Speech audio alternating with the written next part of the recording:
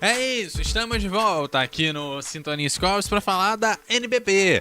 Finalmente o César Franca levou a melhor na série aqui de 5 jogos. Não são 7 igual a NBA, igual a NHL que a gente vai falar daqui a pouquinho, mas na NBB a gente fala aí da série de 5 joguinhos aqui, a nosso basquete brasileiro.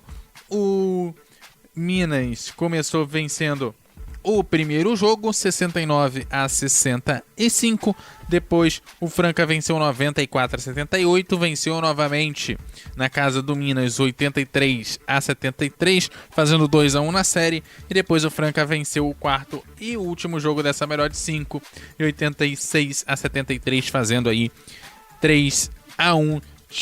Não tendo sentido aí ter o quinto e último jogo, afinal de contas, já não tinha mais jeito pro Minas vencer. Taylor, o que você achou da série? Um destaque aqui interessante, né? A única vitória do Minas foi fora de casa, né? Pois é, não é? E é interessante porque o KTO Minas já tinha vencido todos os jogos dos playoffs, estava na primeira posição na temporada regular, passou em primeiro, então tinha a vantagem de ter mais jogos na Arena UniBH. Passou bem do Bauru. Não, passou bem do R10 Score Vasco primeiro. 3-0 na série. Depois ganhou por 3-0 do Bauru. 3-0 do Bauru. Pegou o Mogi, na primeira rodada, né? Foi o Mogi, perdão. Isso, foi o Mogi. Véio.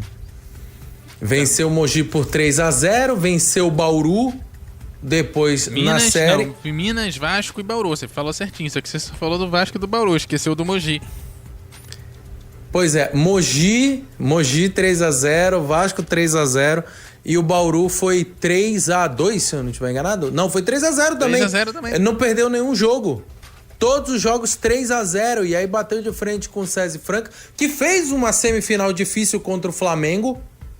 O Flamengo vendeu caro também a semifinal contra o César Franca, perdeu por 3-1 na série, mas o César Franca bateu de frente com o KTO Minas e conseguiu vencer bem a primeira partida, sempre com ele que estava jogando muito bem. Didi Lousada foi muito bem do início ao fim. O primeiro jogo, na verdade, foi vencido pelo Minas, 69-65. Uma boa vitória por parte da equipe do KTO Minas, em especial também pelo trabalho do Barral e do Fusaro. O técnico Leonardo Costa conseguiu também neutralizar a equipe do César Franca, mas de resto, depois desse primeiro jogo, só deu o César Franca.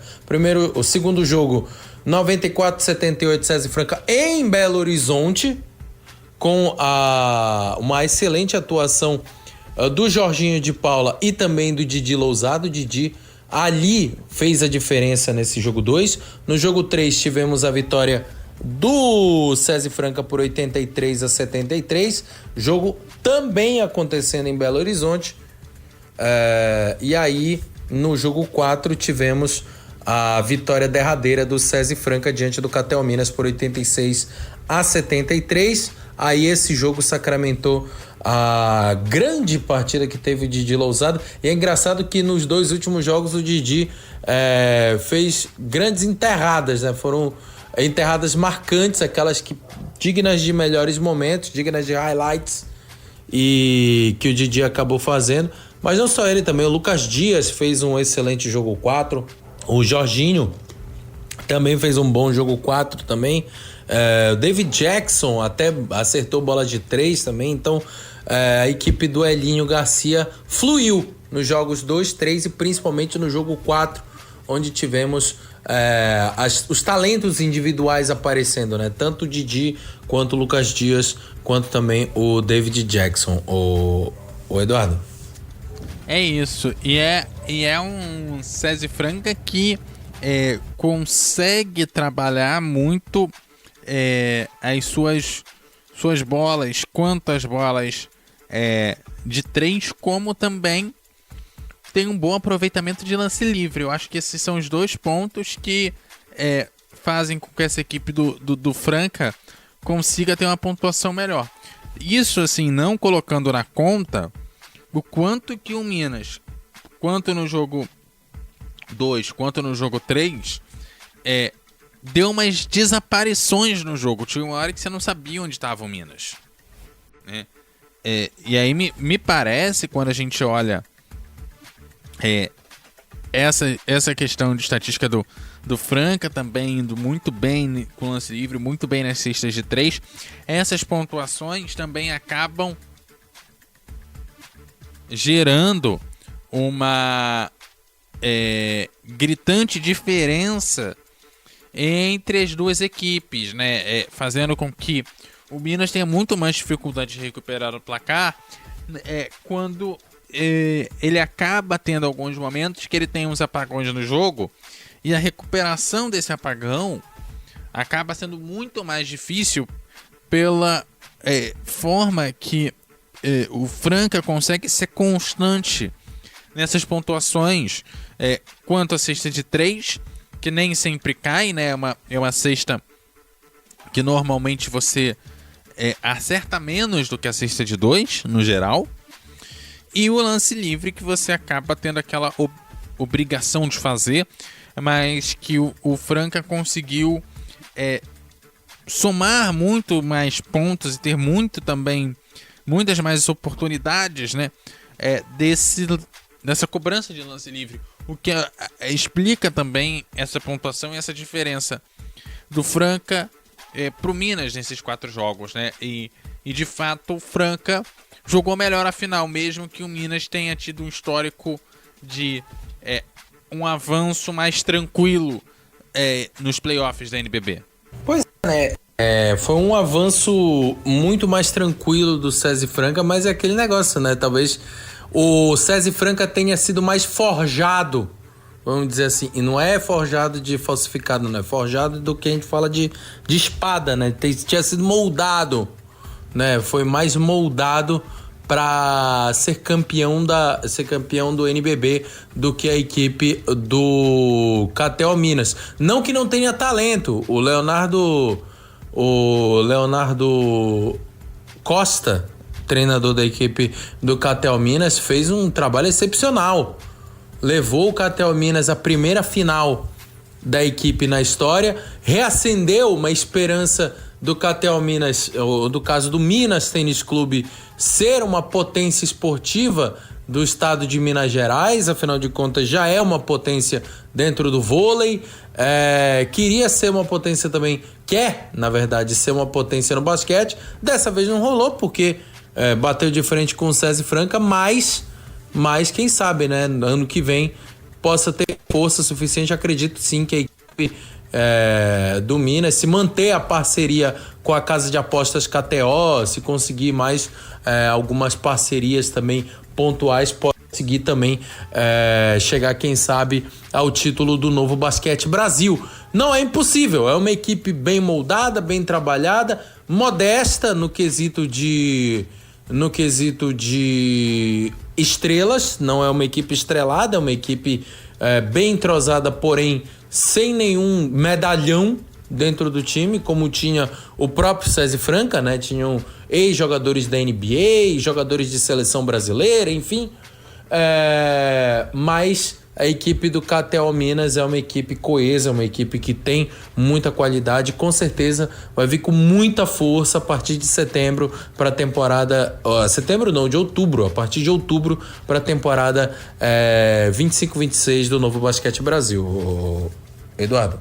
E aí, Taylor, pra gente já ir pro nosso encerramento do bloco, eu quero saber de você, como é que você vê essas finais como um impacto aqui no basquete brasileiro. A gente que vem acompanhando vários anos, foi uma final bonita de ver, apesar dos problemas que a gente teve. A gente teve problema até no placar, salvo engano, no jogo 3, né, que foi na casa do Minas, algumas coisas que de fato a gente já deveria ter esquecido na liga, né?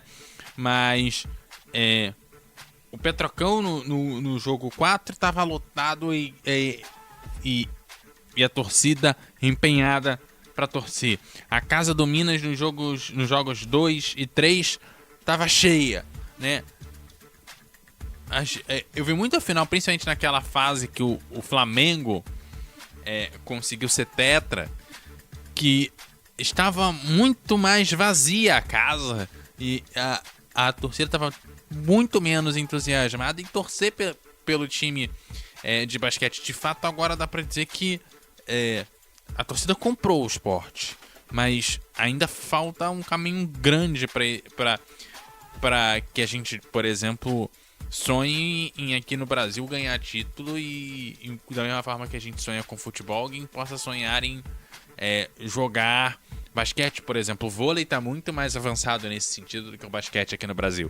E a própria equipe do Flamengo, né, uma prova disso, né, que o vôlei tá muito mais evoluído que o basquete no quesito popularidade no Brasil. Afinal de contas, o mesmo jogo, na mesma semana em que o Sesc Flamengo joga no Maracanãzinho e o Flamengo basquete joga no mesmo Maracanãzinho, você vê a diferença de público, né? O público muito mais reduzido no basquete do que no vôlei, né? Mas também tem muito a ver com questão do horário. O horário também dos jogos do Flamengo não são horários favoráveis. Geralmente são jogos que acontecem no meio de semana, às 7 da noite, no horário de rush, né? Perdão.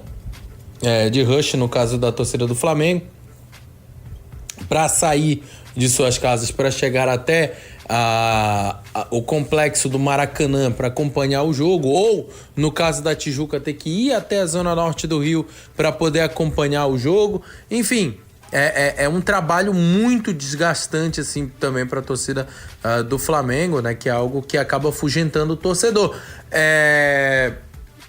Também tem outros problemas, outros fatores problemáticos também pro basquete também, que é o caso não só dos horários, mas também da falta de um veículo de mídia que não só transmita o jogo, mas também possa divulgar o jogo, fazer histórias que façam com que o público se engaje com o basquete, com as histórias dos times de basquete, porque essas histórias, tanto do SESI Franca quanto do Catel Minas, tem grandes histórias que poderiam até mesmo abastecer, desculpe até falar os programas da concorrência, mas poderiam abastecer, por exemplo, um Esporte Espetacular dentro da programação, na grade de televisão, um Show do Esporte na Bandeirantes, o SBT Esportes, enfim, talvez algum programa, o Esporte Record agora, que o Esporte Record mais fala sobre futebol, mas seria algo interessante, principalmente para abastecer, né? Tem histórias dentro do basquetebol nacional que podem abastecer esses programas esportivos, principalmente no domingo, né? O Esporte Espetacular, o Show do Esporte, que são mais voltados para essas histórias, para contação de histórias do esporte, e que tem uma boa audiência na televisão, que poderiam dar essa boa visibilidade para os esportes. Mas é aquele negócio, né? Infelizmente, eu só mostro o que eu paguei ou o que eu estou lucrando para mostrar, entende? Então, não faria muito sentido, infelizmente, não faria muito sentido, por exemplo, a TV Globo fazer uma matéria sobre o novo Basquete Brasil, hoje em dia, já que ela não detém mais os direitos. Quando ela tinha, ela fazia. Agora que não tem por que fazer. Infelizmente, essa cultura está muito firme no Brasil e não deveria ser assim, Eduardo, se quiséssemos fomentar o esporte de verdade. E aí tem a outra questão da TV Cultura, né, nesse jogo, que nem é a questão de transmite ou não transmite, né, mas a questão das grades regionais, né. Nem sempre o jogo ele vai para o Brasil inteiro, né, principalmente em época que tem estadual e etc. Muitas vezes esse horário da NBB acaba ou tendo um jogo do estadual, às vezes até Série B, Série C do estadual, E quando passa, às vezes, é só o final do jogo quando passa o jogo, né? Isso também é um caso a se pensar, né? Podia ser pensado igual a Indy, que de fato vai pro Brasil inteiro, né? Tem uma certa obrigatoriedade nessa transmissão. Não vai mais não. Não vai mais não, Não né? vai Já mais. foi. Essa temporada não está indo, pelo menos pra Belém, não passa as corridas da Indy em TV aberta. Então fica esse problema. A Rede Cultura, a TV Cultura, ela é uma rede e também não é. Né? Ela é da Fundação Padre Anchieta, que faz parte de uma rede de televisões públicas.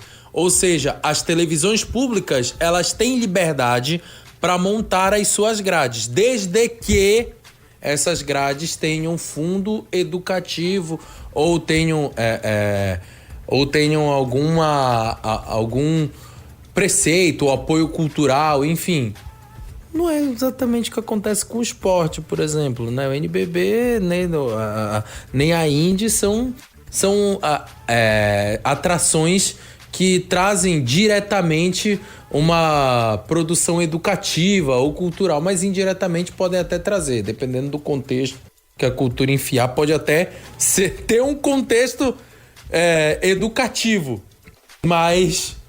por exemplo, né, pode ser colocado... Eu acho que seria bem interessante, né? Vamos passar esse briefing pro Jefferson Kern, pro Shazam lá. Eu conheço o Shazam, posso falar com ele aí, fazer talvez algumas leis de física, de química dentro dos jogos do NBB, dentro das corridas da Indy. Seria algo interessante de se fazer, né?